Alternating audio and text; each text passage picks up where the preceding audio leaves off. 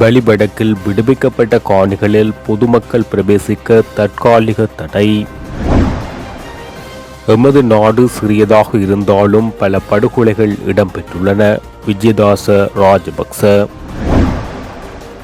யாழ் போதனா வைத்தியசாலையில் அத்துமீறி நுழைந்த இருவரையும் விளக்கமறியலில் வைக்க நீதிமன்றம் உத்தரவு.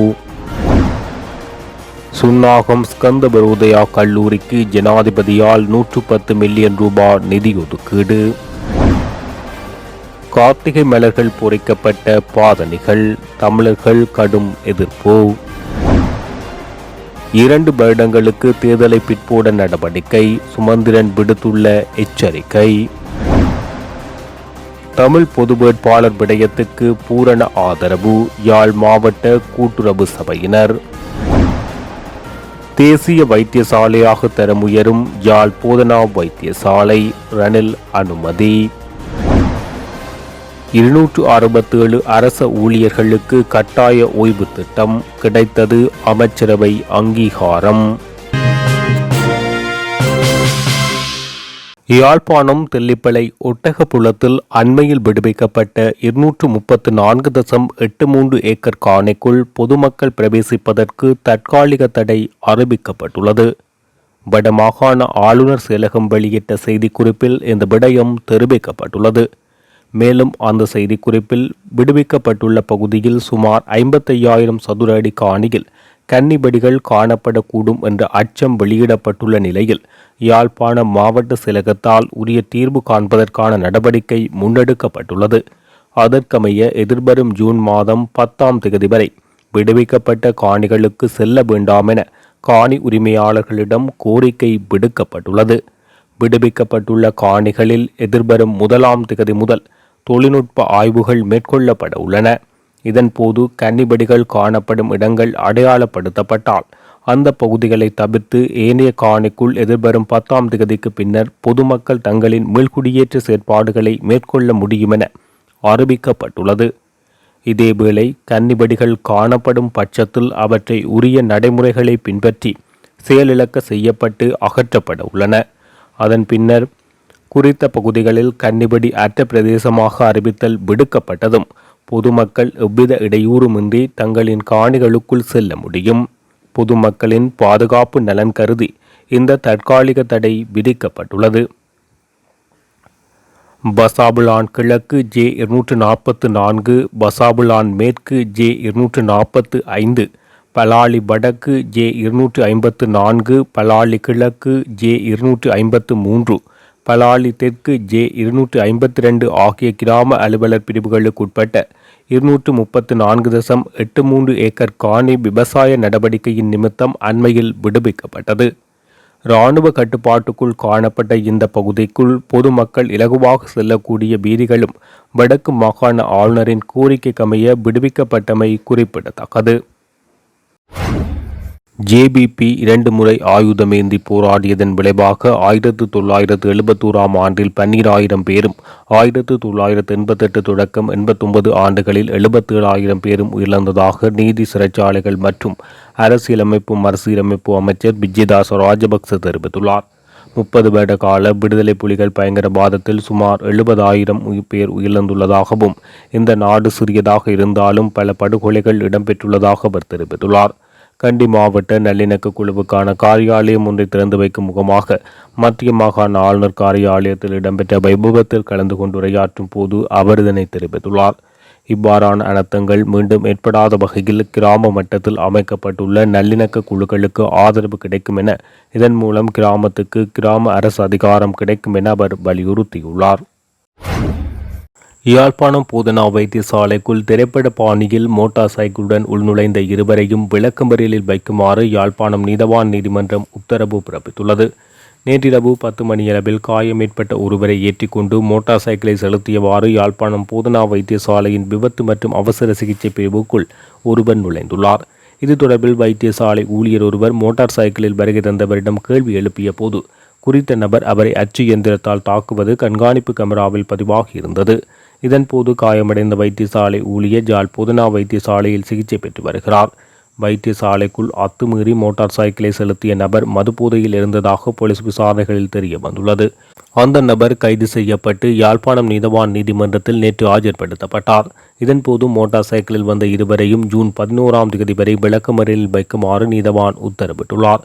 மோட்டார் சைக்கிளில் வந்த காயமடைந்தவர் யாழ் போதனா வைத்தியசாலையில் சிகிச்சை பெற்று வருகின்றமை குறிப்பிடத்தக்கது. யாழ்ப்பாணம் சுன்னாகம் ஸ்கந்தவரோதயா கல்லூரிக்கு 110 மில்லியன் ரூபாய் நிதி ஜனாதிபதியினால் ஒதுக்கீடு செய்யப்பட்டுள்ளது.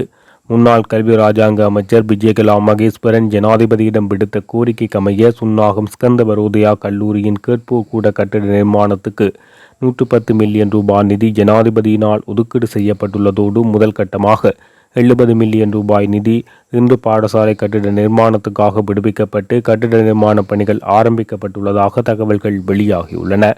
கடந்த 2019ஆம் ஆண்டு சுன்னாகம் ஸ்கந்தவரோதயா கல்லூரிக்கு கல்வி ராஜாங்க அமைச்சர் விஜயகலா மகேஸ்வரன் மற்றும் பாராளுமன்ற உறுப்பினர் சித்தார்த்தன் ஆகியோரின் வேண்டுகோளுக்கு இணங்க அப்போதைய நல்லாட்சி அரசினால் 50 மில்லியன் ரூபாய் நிதி ஒதுக்கப்பட்டதோடு முன்னாள் கல்வி ராஜாங்க அமைச்சர் விஜயகலா மகேஸ்வரன் மற்றும் பாராளுமன்ற உறுப்பினர் சித்தார்த்தனின் வேண்டுகோளுக்கு இணங்க பிரதமர் ரணில் விக்ரமசிங்க பாடசாலை பரிசளிப்பு நிகழ்வில் கலந்து கொண்டு புதிய கேட்போர் கூட கட்டிடத்துக்கான அடிக்கல்லினை நாட்டி வைத்தார். அதன் பின்னர் நாட்டில் ஏற்பட்ட ஸ்திரமற்ற அரசியல் நிலை காரணமாக குறித்த வேலை திட்டம் முடிவுறுத்தப்படாமை தொடர்பில் அண்மையில் யாழ்ப்பாணத்தில் ஜனாதிபதி கலந்து கொண்ட மருத்துவ பீட புதிய கட்டிட திறப்பு விழாவில் பாராளுமன்ற உறுப்பினர் தர்மலிங்கம் சித்தார்த்தனால் குறித்த விடயம் ஜனாதிபதிக்கு எடுத்துரைக்கப்பட்டதோடு முன்னாள் கல்வி ராஜாங்க அமைச்சரின் கவனத்துக்கும் இந்த விடயம் கொண்டு வரப்பட்டிருந்தது. குறித்த விடயம் தொடர்பில் முன்னாள் கல்வி ராஜாங்க அமைச்சர் விஜயகலா மகேஸ்வரன் உடனடியாக ஜனாதிபதியை தொலைபேசியில் தொடர்பு கொண்டு விடுத்த கோரிக்கையை அடுத்து 110 மில்லியன் ரூபாய் நிதியினை சுன்னாகம் ஸ்கந்தவரோதயா கல்லூரியின் கேட்போர் கூட கட்டிட நிர்மாணத்துக்காக ஒதுக்குமாறு ஜனாதிபதியினால் பணிப்புரை விடுக்கப்பட்டுள்ளதோடு முதல் கட்டமாக 70 மில்லியன் ரூபாய் விடுவிக்கப்பட்டுள்ளதோடு மிகுதி 40 மில்லியன் எதிர்வரும் வாரமளவில் விடுவிப்பதற்குரிய நடவடிக்கையினை மேற்கொள்ளுமாறு வடக்கு மாகாண ஆளுநர் மற்றும் பிரதம செயலாளருக்கு பணிப்புரை விடுத்துள்ளார். முன்னணி பாதணி நிறுவனம் ஒன்று இலங்கை தமிழர்களின் அடையாளமாக காணப்படும் கார்த்திகை மலரை அவமதிக்கும் வகையில் கார்த்திகை மலர்கள் பொறிக்கப்பட்ட காலணிகள் விற்பனைக்கு வைத்துள்ளது. கொழும்பில் தமிழர்கள் செறிந்து வாழும் வெள்ளபத்தை பகுதியில் உள்ள காட்சியறையில் குறித்த பாதணி விற்பனைக்கு வைக்கப்பட்டுள்ளதாக தெரிவிக்கப்பட்டுள்ளது. இதற்கு தமிழ் மக்கள் கடும் எதிர்ப்புகளை வெளியிட்டுள்ளதுடன் குறித்த இந்த பாதணியை புறக்கணிக்க வேண்டும் என கோரிக்கை விடுக்கப்பட்டுள்ளது. மேலும் அவ்வாறான அவமதிப்பான செயலில் ஈடுபட்டு தமிழர்களை இழிவுபடுத்தும் வர்த்தக நிலையங்களையும் புறக்கணிக்க வேண்டும் என்ற கோரிக்கை விடுக்கப்பட்டுள்ளது. இந்த விடயம் தொடர்பில் சமூக ஊடகங்களில் பலரும் எதிர்வினை ஆற்றியுள்ள நிலையில் தமிழ் தேசிய முன்னணியின் பாராளுமன்ற உறுப்பினர் செல்வராசா கஜேந்திரன் உள்ளிட்டவர்கள் எதிர்ப்பு தெரிவித்துள்ளனர். உலக அரங்கில் ஈழத்தமிழர்களின் குறியீடாக கார்த்திகை மலர் அடையாளப்படுத்தப்பட்டு வருகின்றமை குறிப்பிடத்தக்கது. அரசியலமைப்பின் பிரகாரம் நடக்கவிருக்கும் 2 தேர்தல்களையும் 2 வருடங்களுக்கு பிற்போட எண்ணினால் அது பாரிய மக்கள் போராட்டத்துக்கு வழிவகுக்கும் என பாராளுமன்ற உறுப்பினர் சுமந்திரன் எச்சரிக்கை விடுத்துள்ளார். ஜனாதிபதி தேர்தல் மற்றும் பொது தேர்தலை 2 வருடங்களுக்கு பிற்போடுவதற்கு ஐக்கிய தேசிய கட்சி நடவடிக்கை எடுப்பதாக கட்சியின் பொதுச் செயலாளர் பாலிதரங்கி பண்டார கூறியதற்கு பதிலளிக்கும் முகமாக அவர் இதனை தெரிவித்துள்ளார். ஏற்கனவே மாகாண சபைகளுக்கான தேர்தல் நடாத்தப்படாமல் இழுத்தடிக்கப்பட்டு வருகின்றது. அதனை உடனடியாக நடாத்துவதற்கான சட்டமூலங்களை 2 தடவைகள் பாராளுமன்றத்தில் சமர்ப்பித்திருக்கின்றேன். இந்த நிலையில் ஜனாதிபதி தேர்தல் மற்றும் பொது தேர்தலை 2 வருடங்களுக்கு பிற்போடுவதாக இருந்தால் நாட்டில் ஜனநாயகம் மூற்றும் பொழுதாக குழி தோண்டி புதைக்கப்படுவதாகவே கருத வேண்டும் என தெரிவித்துள்ளார். இலங்கைக்கு சுற்றுலா விசாவில் வந்து கொழும்பில் தகவல் தொழில்நுட்ப நிறுவனத்தை சட்டவிரோதமாக நடத்தி வந்த இந்திய நாட்டவர்கள் சிலர் குடிவரவு மற்றும் குடியகல்வு திணைக்களத்தினால் கைது செய்யப்பட்டுள்ளனர். கொழும்பு கருபா தோட்டத்தில் உள்ள வீடொன்றை சோதனையிட்ட அதிகாரிகள் அங்கிருந்த இந்தியர்களான 7 ஆண்களையும் ஒரு பெண்ணையும் விசாரணைக்கு அழைத்து சென்றுள்ளனர். இதன்போது அனைத்து இந்தியர்களும் சுற்றுலா விசாவில் நாட்டுக்கு வந்துள்ளதாகவும் அவர்களில் 14 நாட்கள் விசா காலத்தை தாண்டியும் நாட்டில் தங்கியிருந்தமை கண்டறியப்பட்டதாக குடிவரவு அதிகாரிகள் தெரிவித்துள்ளனர். அத்துடன் இந்த குழுவினர் கருபா தோட்டத்தில் வீடு ஒன்றை வாடகைக்கு எடுத்து தமது தகவல் தொழில்நுட்ப நிறுவனத்தை முன்னெடுத்துள்ளதாக ஆரம்பகட்ட விசாரணைகளில் தெரிய வந்துள்ளது.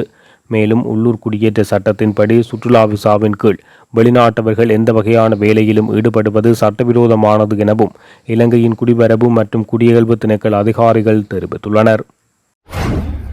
ஜனாதிபதி தேர்தலில் தமிழ் பொது வேட்பாளர் தொடர்பிலான சமூக அமைப்புகளுடனான தொடர்ச்சியான சந்திப்பும் கலந்துரையாடலும் யாழ் வீரசிங்கம் மண்டபத்தில் இடம்பெற்றுள்ளது. யாழ் மாவட்ட கூட்டுறவு சபையினருடன் பொது வேட்பாளர் தொடர்பில் செயற்படும் சிவில் சமூக கூட்டுறவு செயற்பாட்டாளர்களுக்கும் இடையில் இன்று சந்திப்பு இடம்பெற்றுள்ளது. இந்த சந்திப்பில் யாழ் மாவட்ட பலநோக்கு கூட்டுறவு சங்கம், சிக்கன கடன் கூட்டுறவு சங்கம், கால்நடை கூட்டுறவு சங்கம், பனை தென்னைவள கூட்டுறவு சங்கம், கிராமிய வங்கி நுகர்ச்சி கூட்டுறவு சங்கம் ஆகிய சங்கங்களின் தலைவர்கள் மற்றும் உறுப்பினர்கள் பங்கு பெற்றிருந்தனர். சிவில் சமூக கூட்டுறவு செயற்பாட்டாளர்கள் சார்பில் அரசியல் ஆய்வாளரான நிலாந்தன் ஜோதிலிங்கம், சமூக செயற்பாட்டாளர் சுந்தரேஸ்வரன், பண்பாட்டு மலர்ச்சி கூட்டத்தின் இயக்குநரும் பேராசிரியருமான சிதம்பரநாதன், முன்னாள் மாணவ ஒன்றிய தலைவரான விஜயகுமார் மற்றும் இந்திரன் ஆகியோரும் பங்கேற்றனர். தமிழ் பொது வேட்பாளரை நிறுத்துவதன் அவசியத்தை ஏற்றுக்கொண்ட யாழ் மாவட்ட கூட்டுறவு சபையின் உறுப்பினர்கள் தங்கள் பூரண ஆதரவினையும் தெரிவித்துள்ளனர். இந்த நிலையில் இம்முறை ஜனாதிபதி தேர்தலில் தமிழ் பொது வேட்பாளரை நிறுத்துவது தொடர்பில் வவுனியாவில் சிவில் சமூக பிரதிநிதிகள் கூடி பேசியதைத் தொடர்ந்து அரசியல் கட்சிகளின் பிரதிநிதிகள், பொது அமைப்புகளைச் சேர்ந்தவர்கள், பொதுமக்கள் ஆகியோரை சிவில் சமூக கூட்டமைப்பின் செயற்பாட்டாளர்கள் தொடர்ச்சியாக சந்தித்து வருகின்றமை குறிப்பிடத்தக்கது. யாழ் போதனா வைத்தியசாலையை தேசிய வைத்தியசாலையாக மாற்றுவது தொடர்பாக அமைச்சர் டக்ளஸ் தேவானந்தாவினால் சமர்ப்பிக்கப்பட்ட முன்மொழிவு ஜனாதிபதி ரணில் விக்ரமசிங்கவினால் வழிமொழியப்பட்டுள்ளது. குறித்த முன்மொழிவு நேற்றைய அமைச்சரவை கூட்டத்தில் அமைச்சர் டக்ளஸ் தேவானந்தாவினால் சமர்ப்பிக்கப்பட்டுள்ளது.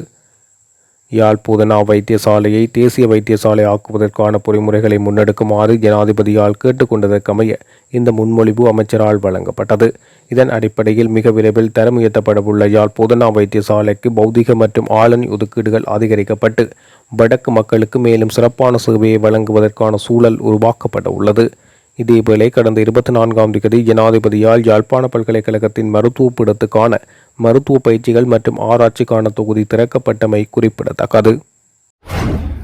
அரசுக்கு சொந்தமான நிறுவனங்களான வரையறுக்கப்பட்ட இலங்கை உரக்கம்பனி மற்றும் வரையறுக்கப்பட்ட கொழும்பு வர்த்தக உரக்கம்பனி ஆகியவை இணைந்ததைத் தொடர்ந்து குறைந்தபட்சம் 267 அரசு ஊழியர்களுக்கு கட்டாய ஓய்வு திட்டம் நடைமுறைப்படுத்தப்பட உள்ளது. அரசாங்கத்தின் கூற்றுப்படி 2 அரசு நிறுவனங்களின் இணைப்புடன் அறிமுகப்படுத்தப்பட்ட கட்டாய ஓய்வு திட்டத்தின் கீழ் 267 ஊழியர்கள் ஓய்வு பெறுவதற்கு ஒப்புதல் அளித்துள்ளனர். கட்டாய ஓய்வூதிய திட்டத்தை நடைமுறைப்படுத்துவதற்கு விவசாய மற்றும் பெருந்தோட்ட கைத்தொழில் அமைச்சினால் முன்வைக்கப்பட்ட யோசனைக்கு அமைச்சரவை அங்கீகாரம் வழங்கியுள்ளது. இதன்படி 2 உர நிறுவனங்களின் நிதியிலிருந்து 844 மில்லியன் ரூபாவை செலவிட அங்கீகாரம் கிடைத்துள்ளது. இந்த நிலையில் அரசு நிறுவனங்களில் பணிபுரியும் அதிகப்படியான ஊழியர்களின் தன்னார்வ ஓய்வூதிய திட்டத்தின் கீழ் ஓய்வு பெறுவதற்காக பிரதமரின் செயலாளரின் தலைமையில் நியமிக்கப்பட்ட அதிகாரிகள் குழுவின் பரிந்துரைக்கு உட்பட்டு நிதி செலவிடப்பட உள்ளமை குறிப்பிடத்தக்கது.